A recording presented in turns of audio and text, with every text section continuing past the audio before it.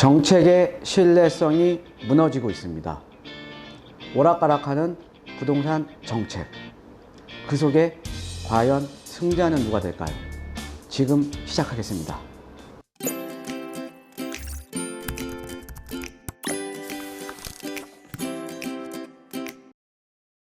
네, 안녕하십니까. 드림부동산 투자연구소 정창래 대표입니다.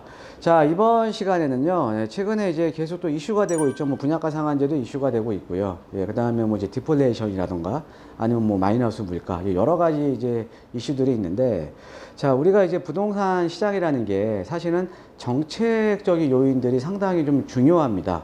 우리가 이 부동산이라는 게 의식주 중에 하나이기 때문에 이 사람이 살아가는데 없어서는 안 되는 거잖아요. 이 부동산이. 그죠? 그래서 항상 정부의 보이는 손, 보이는 손이 항상 시장을 통제를 한다라는 거죠.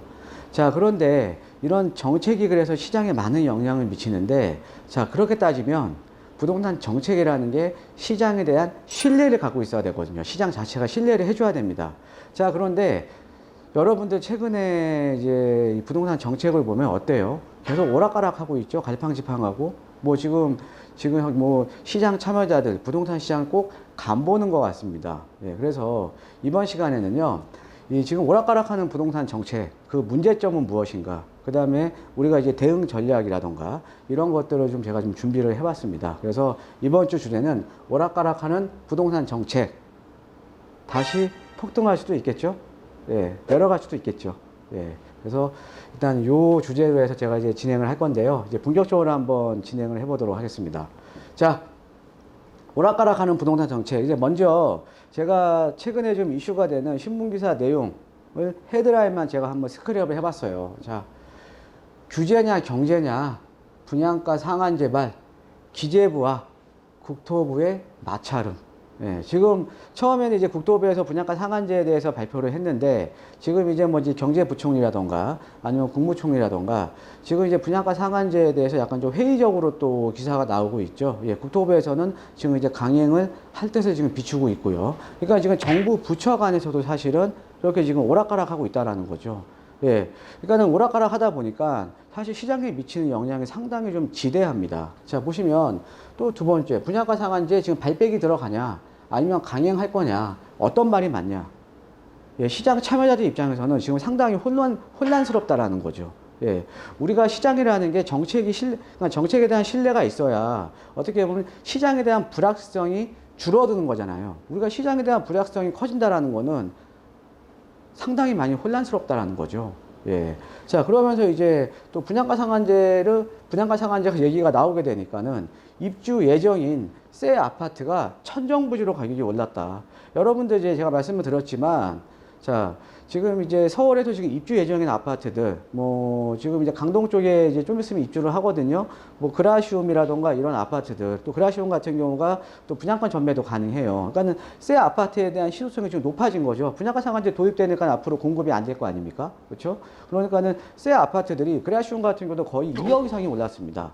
불과 분양가 상한제 얘기 나오고 나서 2억 가까이 가격이 올랐다라는 거죠. 그런데 지금 또 이렇게 지금 뭐 갈까 말까 갈팡질팡 지금 하고 있는 겁니다. 자, 규제의 역설. 규제의 역설. 자, 서울 전역에서 아파트 신고가. 그러니까 9.13 대책 이전보다 더 지금 신고가를 찍고 있는 아파트 단지들이 많다라는 거죠. 그래서 부동산 규제 또 풍선 효과, 경기도 아파트 외지 매입 12년 내 최다. 자, 여기에다가 이제 보시면 최근에 또 어때요? 신규 아파트가 가격이 올라버리니까 5년에서 10년 차 아파트도 지금 가격이 오르고 있습니다. 그러니까 분양가 상한제 개선안이 나오면서 시장에 미치는 영향이 아주 막대하다라는 거죠. 그런데 지금 와서 지금 갈까 말까 경제 부처 간, 그러니까 이제 정부 부처 간 지금 논의가 지금 안 되고 있는 거죠. 어떻게 갈지 안 갈지. 그러면 시장도 혼란스러워지는 거 아닙니까? 자, 한번 문제점을 한번 짚어보겠습니다. 자, 이렇게 오락가락 하고 있는 부동산 정책, 그 이유를 한번 살펴보면, 자, 최근에 이제 디플레이션 얘기가 좀 많이 나오고 있죠. 거기다가 이제 지금 마이너스 물가가 있고요. 그러니까 우리가 사실은 이런 건설 경기가 어떻게 보면 잠재적인 경제 성장률을 높이는데 상당히 많은 포션을 차지하고 있습니다. 자, 그런데 이 분양가 상한제를 도입을 하게 되면 당연히 지금 이제 건설 경기가 당연히 유축될 거 아니에요. 자, 그러면은 경제 성장률 자체가 낮아지기 때문에 디플레이션이 더 이런 것들이 더 장기화될 수가 있다는 거, 더 심화되고요. 그러니까 디플레이션으로 인한 건설 경기 유축에 따른 경기 침체에 대한 영향 때문에 지금 이제 경제부총리라던가 이런 이제 부처는 당연히 이 분양가 상한제에 대해서 잠깐 회의적으로 얘기를 할 수밖에 없는 거죠. 자, 그 다음에 두 번째로 이제 보면요. 자, 결론적으로는 지금 사실 제가 항상 강조해 드리는 거잖아요. 분양가 상한제 도입되면 단기적으로는 분양가를 하락을 할 수는 있겠죠. 근데 이게 어떻게 보면 수수료를 받아야 될 사람한테 주사만 놓는 격입니다. 그러니까 단기적인 처방이라는 거죠. 그러니까 강조해 드렸잖아요. 득보다는 실이 훨씬 많은 게 분양가 상한제입니다. 분양가 상한제. 그러니까 지금 결정을 못 내리고 있는 거죠. 시장은 더 불확실성이 더 커지고 있고요. 자, 그 다음에 다음으로 보면, 자, 이런 거죠. 로또 아파트가 양산이 되겠죠. 자, 분양가 상한제 하면은, 분양가 상한제 도입되면은 제가 지지난 강의에서 말씀드렸잖아요. 분양가가 왜? 원가에 연동돼서 분양가가 정해지기 때문에, 원가에 연동가는 택지비와 건축비와 이런 원가와 연동돼서 분양가가 정해지기 때문에 분양가는 당연히 시세보다 크게 떨어질 수밖에 없습니다. 그러니까 되기만 하면 로또예요. 되기만 하면 로또라는 거죠. 자, 그런데 이런 로또 아파트가 양산이 되니까 어때요? 자, 지금 청약률이 지금 상당히 또 올라갔죠? 경쟁률이 상당히 심화됐죠? 최근에 분양하고 있던 것들. 그죠? 저기 이제 거열마천 노타운도 마찬가지고요. 최근에 이제 사당동 일대에서 재건축한 지역도 마찬가지고 지금 청약 경쟁률이 상당히 심화됐잖아요. 왜? 받기만 하면 로또 아파트니까. 근데 이게요. 지금 이제 최근에 이제 경쟁률이 높은 단지들을 보면 얘가 지금 분양가 상한제가 도입된 게 아니잖아요. 그냥 분양보증 심사 때문에 분양가가 떨어진 건데 분양가 상한제가 도입이 되면 그것보다 더 떨어진다라는 겁니다. 그러니까 당연히 로또 아파트가 양산이 될 수밖에 없겠죠. 자, 그러면 시세 차익을 지금 단기적인 차익이 상당히 크기 때문에 어떻게 보면 로또가 되기 때문에 자, 정부에서 또 어떤 말이 나오냐면 시세 차익을 환수하기 위해서 예전에 우리 경험해 보셨죠, 여러분? 채권 입찰제. 예. 채권 입찰제를 시행을 하겠다라는 내용도 지금 흘러나오고 있습니다. 자, 그런데 지금 이게 말이 안 되는 게요. 자, 보세요. 자, 우리가 이 분양가 상한제 개선안 나왔을 때 제가 한번 설명드렸습니다. 분양가 상한제 개선안이 나온 배경이요. 분양가가 상승을 한다. 신규 아파트에 대한 분양가가 상승을 하니까 이 수요자들이 기존 아파트로 갈아탄다. 그러니까 기존 아파트에 수요자가 들어가니까 기존 아파트 가격도 오른다. 기존 아파트 가격이 오르니까 얘가 또 신규 아파트 분양가 상승을 또 낳는다. 그래서 이 고리를 끊기 위해서 분양가를 떨어뜨려야 된다라는 논리로 분양가 상한제에 대한 개선안을 발표를 한 겁니다. 자, 그런데 채권 입찰채로 들어간다라는 건 어떤 의미냐면 분양가가 높아지는 거잖아요. 싸게 못 받는 거잖아요. 그죠? 분양가가 그러니까 그만큼의 차이가 내가 채권을 많이 쓴 사람이 가져가는 거거든요. 그러면 분양가가 싸게 나오는 게 아니죠. 그 차익을 누가 가져가요? 정부가 가져가는 거잖아요. 그 차익을. 그러면 사실은 이 분양가 상한제에 대한 개선안이 나온 배경 자체가 말이 안 된다라는 거죠. 채권 입찰제가 도입이 되면. 그리고 이 채권 입찰제가 도입이 되게 되면, 자, 돈 없는 서민들보다는 여유가 많은 현금 부자가 또 유리해지는 겁니다. 그동안 사실은 이것 때문에 분양보증 심사로 들어가고 분양가가 높아지게 되니까는 어때요? 중도금 대출도 규제하다 보니까 주거 선호도가 높은, 그 다음에 어떻게 보면 주거 지역의 선호도가 높은 그 지역에 9억 이상의 아파트 같은 경우는 중도금 대출이 안 나왔으니까 상대적으로 지금 현금 부자들이 유리해진 거 아닙니까? 그런 채권 입찰제가 시행이 되면 여유가 없는 무주택 서민들보다는 또 돈 있는 무주택 현금 부자들이 훨씬 더 유리해지는 상황이 되는 거죠. 악순환이 되는 겁니다. 자, 그리고 또 하나는요. 지금 서울시가 이 내용도 상당히 중요합니다. 지금 분양가 상한제가 도입이 되게 되면 서울시가 지금 추진하고 있는 정책과 완전히 지금 다른 방향으로 가는 겁니다. 정책과 지금 대치하고 있는 거죠. 자, 어떤 거냐면, 자, 서울시에서 지금 어떤 정책을 피고 있냐면요. 자, 재개발 지역도 무조건적인 전면 철거보다는 이거 제가 과거에 이제 제 그 강의에 제가 올려놨어요. 지금 재개발 사업에 대한 패러다임이 바뀌고 있다. 무조건적인 전면 철거보다는 지금 보존 쪽으로 지금 가고 있는 거거든요. 정책 방향이요.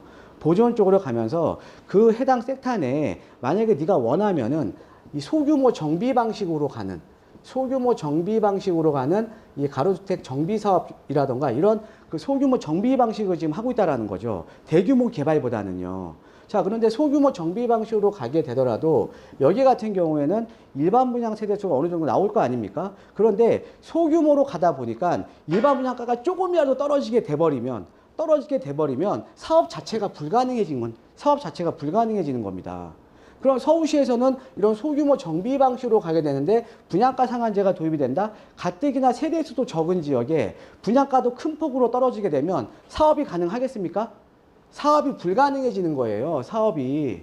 이게 이 문제뿐만 아니라 또 어떤 거냐면, 자, 우리가 이제 지난 9.13 대책에 나온 내용들을 보면, 자, 서울의 주택 공급을 활성화시켜주기 위해서 상업지역하고요, 준주거지역, 상업지역과 준주거지역에 대한 이 주거 비율에 대한 용적률을 상향을 해줬어요. 그러니까 어떤 거냐면, 자, 고밀도로 지을 수 있는 지역들은 한시적으로 용적률을 올려줄 테니까 니네 민간에서 많이 들어와서 좀 상업지역이나 준주거지역에 많이 주택을 지어라 이겁니다.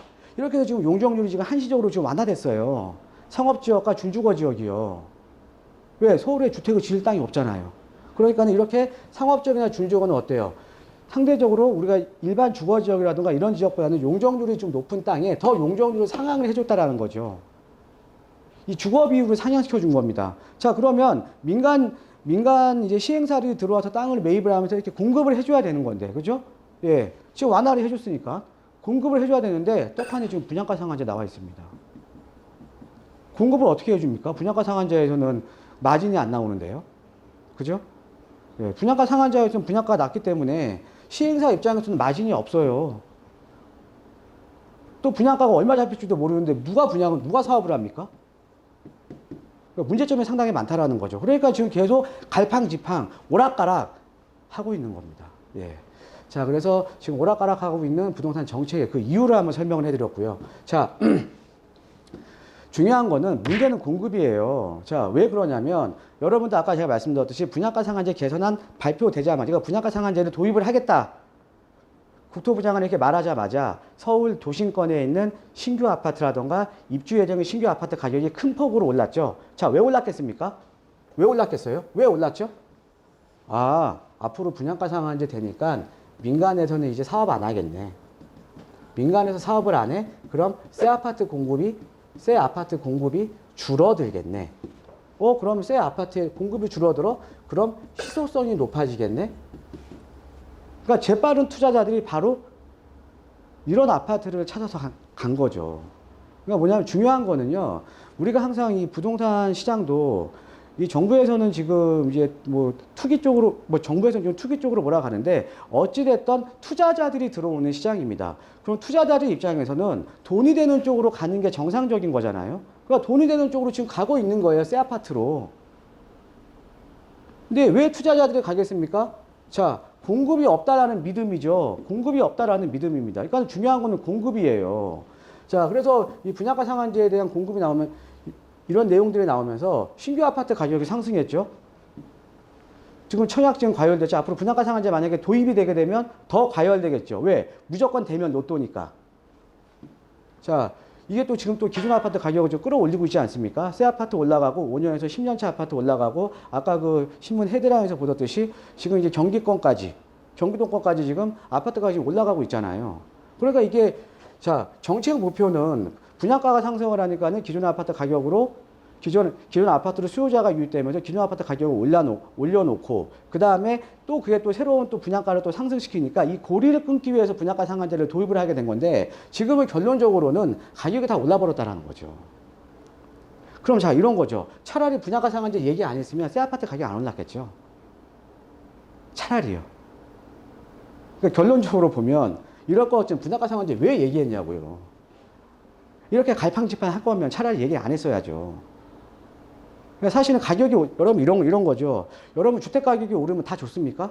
아니에요. 제가 이렇게 여러분들 앞에서, 우리 시청자 여러분들 앞에서 제가 강의를 하지만 저도 주택가격이 폭등하는 거 바라지도 않는 사람입니다.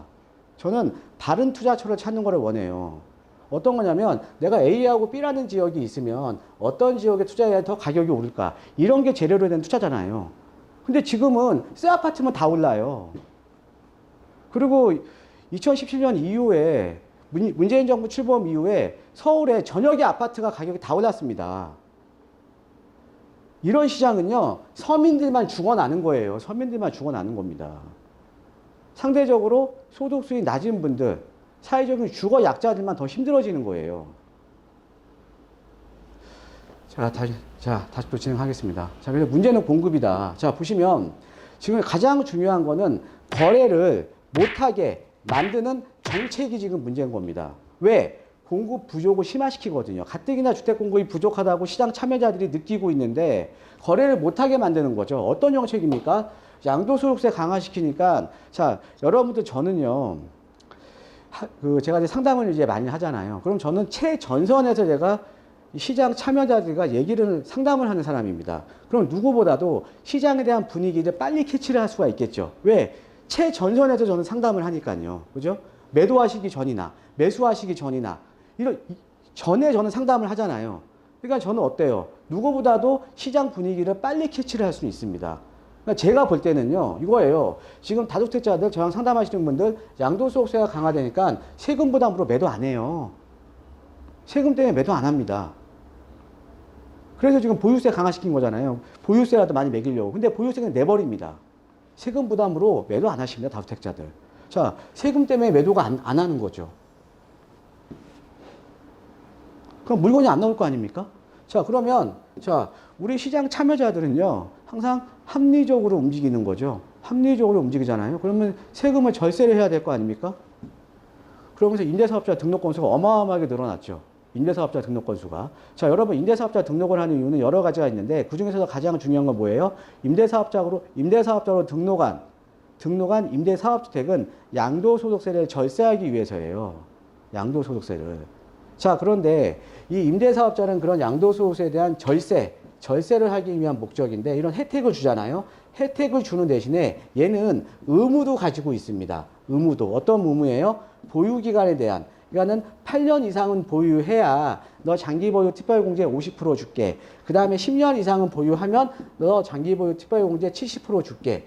이런 식으로 의무가 주어진다라는 거죠. 즉, 임대사업자 등록이 늘어나면 늘어날수록 시장에 대한 물건이 잠겨버리는 거죠. 임대사업자 물건이 안 나오는 거 아닙니까? 8년 동안 안 나오고 10년 동안 안 나오고. 또 하나는 이런 물건들이 임대사업주택으로 등록을 하는 물건들이 여러분 장기적으로 가져가서 돈이 안 되는 지역에 있는 물건을 하겠습니까? 돈이 되는 지역에 있는 물건을 하겠습니까? 돈이 되는 지역에 있는 물건을 하겠죠. 장기적으로 가져가서. 그러니까는 주거 선호도가 높은 지역에 물건들이 점점 줄어드는 겁니다.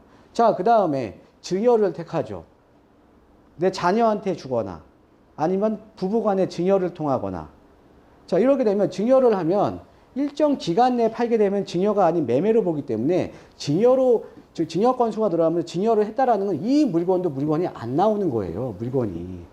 그러니까 시장 참여자들은 세금이 너무 과중하니까 이렇게 피해간다라는 거죠. 절세를 하기 위해서. 얘는 합법적으로 얘가 탈세를 하기 위한 목적이 아니잖아요. 지금 합법적인 법 테두리 내에서 절세를 하기 위해서 당연히 시장 참여자들은 합리적으로 움직일 수밖에 없다라는 거죠. 자, 그런데 그러니까 물건이 점점 줄어들잖아요. 그런데 이번에 분양가 상한제에 또 물건이 또 줄어들게 하고 있습니다. 전매 제한. 제가 한번 설명드렸죠. 자, 분양가 상한제가 도입이 되게 되면 주변 시세보다 80% 이하의 분양가가 책정이 되게 되면 전매 제한 몇 년입니까? 몇 년이에요, 여러분? 우리 현대리 몇 년이야? 10년입니다. 10년. 자, 그런데 분양가 상한제가 적용이 되면 주변 시세보다 무조건 80% 이하예요. 자, 그러면은 분양을 받았어요. 요 분양을 받으신 분은 10년 동안 물건이 잠겨 있는 겁니다. 물건이 잠겨 있는 거예요. 거기다가 자, 분양을 받으신 분이에요. 지금 선호도가 높은 새 아파트죠. 새 아파트 물건이 10년 동안 잠겨 버리는 거죠. 그러니까 지금 거래를 계속 못하게 만드는 거예요. 물건이 점점 부족하게 만드는 거죠. 희한하죠. 가격을 떨어뜨려야 되는데 물건은 더 희소하게 지금 만들어지고 있는 겁니다. 네, 문제점이 많죠. 지금 계속 이런 규제 일변도의 정책을 지금 하고 있는 겁니다. 자, 보시면 자 보세요. 제가 아까 우리 썸네일에 보면은 희망 고문을 한다.